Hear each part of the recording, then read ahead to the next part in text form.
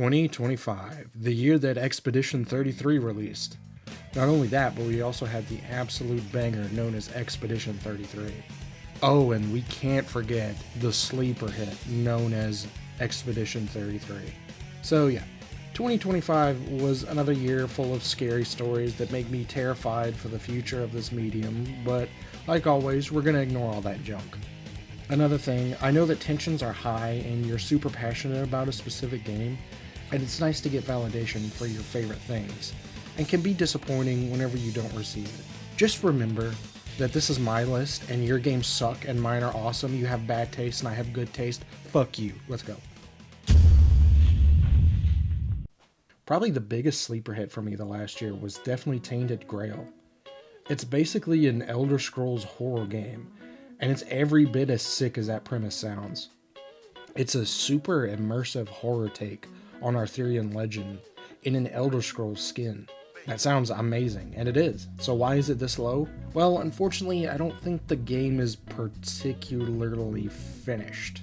This game was developed by a super small but passionate team, and while it's super ambitious, it does have a lot of bugs and janky combat.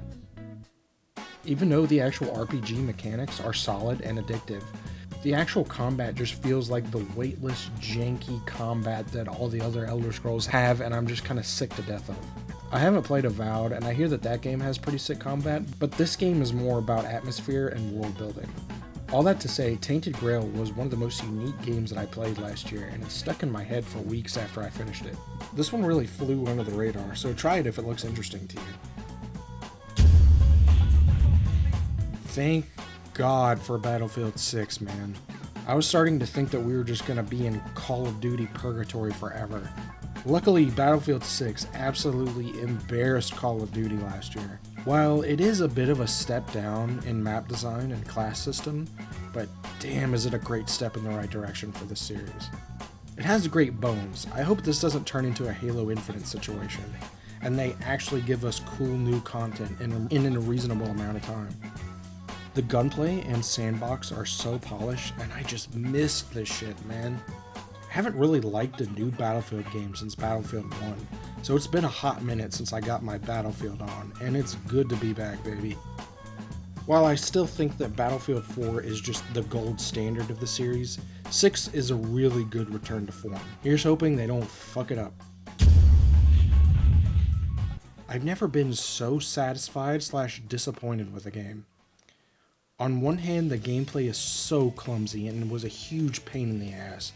But on the other hand, the story, world, and characters are so unbelievably good, and easily the best in the series since Silent Hill 4. As far as story goes, it's fucking Kino. Absolute 10 out of 10 story and atmosphere. Silent Hill has never really been about gameplay, but this is just too janky. The gameplay just never feels satisfying in any way, and there's so much of it, and it's just exhausting after 8 hours. In a perfect world, the combat would be more polished and fleshed out, and we'd have an all-timer on our hands. On the bright side, everything else about the game is unbelievably good, and that's why it's on the list. Extremely powerful story with amazing characters that really harkens back to classic Silent Hill angst. A bit more of a divisive one. While not hitting quite as hard as Eternal, Doom the Dark Ages is a super unique spin on boomer shooters, being a lot more strategic and precise. I heard someone say that Eternal made you feel like a jet, while Dark Ages makes you feel like a tank. I feel like that's pretty apt. Some people say that this game is too slow, but I don't know how you could ever say that. You can crank the game up to absurd speeds. It has a lot of customization with that stuff. Seriously, are you guys on crack cocaine playing these games? Like, how is this not fast enough for you? The level design, the newly added mech, and the dragon sections definitely bring this one down a tad. The level design just isn't as clever, and the mech and dragon moments are fun for about 15 minutes, but then they really outstay their welcome. However, it still does give you that irresistible Doom high, where you just go into a flow state and you're ripping and tearing to the sick soundtrack and having a gay old time. So, I'm not really into roguelikes. I like planning out my routes and finishing as fast as I can, Metroidvania style. That's more my thing. The only roguelike that really got my attention was the original Hades. The artwork, the gameplay, the story, it just all hit really, really good. It was an incredible game that had gigantic shoes to fill. And fill them this game did. Okay, I need to shit. One poop later. Fill them this game did. Hades 2 is just about everything I could have hoped for in a sequel. It's everything you loved about the first one, just more refined to near perfection. New characters and larger scale just make this game even better than the original, which honestly, like, the original is a damn near perfect game. So yeah, somehow this game is even more perfect. Absolutely all around beautiful game. So I went into this game like, time to play the most overrated game of 2025. Oh. It's actually really good. I felt like Squidward looking at Schoolyum. Oh no, he's hot! I'm not going to waste your time explaining why this game is good. You know why it's good. Everyone knows. It's another incredibly inspiring story of a small studio doing the impossible and delivering large-scale feeling games with small budgets. Definitely last year's Baldur's Gate 3. I hope to see more of these every year. Congrats to everyone who worked on this incredible game. So I know that there are probably some eyebrows being raised here. Look, let me tell you my history with Monster Hunter. So yeah, that's my story with Monster Hunter. I'm insanely late to the Monster Hunter party, and I feel like an idiot because my best friend kept telling me to play this series over and over, and I didn't listen to him. Until this game. Yeah, I was a fool. This shit fucks so good. Yeah, and I know that this game is basically McDonald's Monster Hunter. I know that most people hate this game now, and I can't pretend not to see why. It does away with all of the actual hunting part of Monster Hunter, and it's just non-stop fighting. It's definitely a dopamine hit game, for sure. However, this is the game I spent the most time on this year. I heard Maximilian Dude say that whatever Monster Hunter game is your first is going to be the gold standard for you, and I think that that's what happened to me. I'm having so much fucking fun with this game, dude.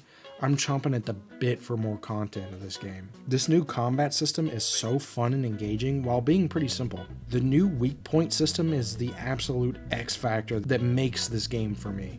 All the weapons feel like you're playing a different game. The monsters are so sick, and I love the new octopus monsters, and I just think the experience in this game is just fine-tuned to full accessibility. I know older Monster Hunter fans hate that, and I totally understand. If I was an old Monster Hunter head, I would probably hate the fuck out of this game too, but I'm not. This game got me back to playing the older games, and yeah man, I've been seriously missing out on Monster Hunter. I think I just love this game because it made me truly, finally fall in love with Monster Hunter. This is really high for me because this is definitely the most amount of memories playing this one with my buds and having a damn blast. This one is pretty personal, but I just love the fuck out of this game, and I'm finally on the Monster Hunter train. Yeah, I know, this game has existed for 20 years. Being this high may be kind of controversial, but dude, they did everything right. I honestly had no idea a remake of Oblivion was even possible. Oblivion is such an anomaly of a game. Half of the game's charm is just how completely broken it is, but it's broken in all the right ways. You can take Oblivion seriously and go on a pretty epic and well-made RPG adventure, but you can also just completely fuck around and just laugh at the insanity that this game is. Before this remake, I would have told you that Oblivion came out just at the right time and it could never be recreated. I've never been so happy to be wrong. This Oblivion remaster is such a dream come true. They just made every right decision in what to leave in and what to change. It really feels like the same old Oblivion, just with better graphics. I do still prefer the older game just due to nostalgia, and I love the way that the original looks and the hideous potato people. It's also this high because I have such a strong connection with Oblivion. It's still my favorite Elder Scrolls game. Just had this dreamlike quality to it. I don't know, the weird voice acting, the graphics, just gave this game such a weird personality. Like, it feels like a David Lynch game sometimes. It's like fantasy Twin Peaks. Just insane how this team really pulled this off. Bravo. Now make more Bethesda remakes. This is another one that I feel like has just been talked to death. Hollow Knight was one of the most immersive and frustrating gaming experiences I'd ever had up to that point. And yeah, this one pretty much did the exact same thing again. It's so cool getting lost in this incredibly realized world. meeting new characters, finally getting to know Hornet, and finding super cool lore.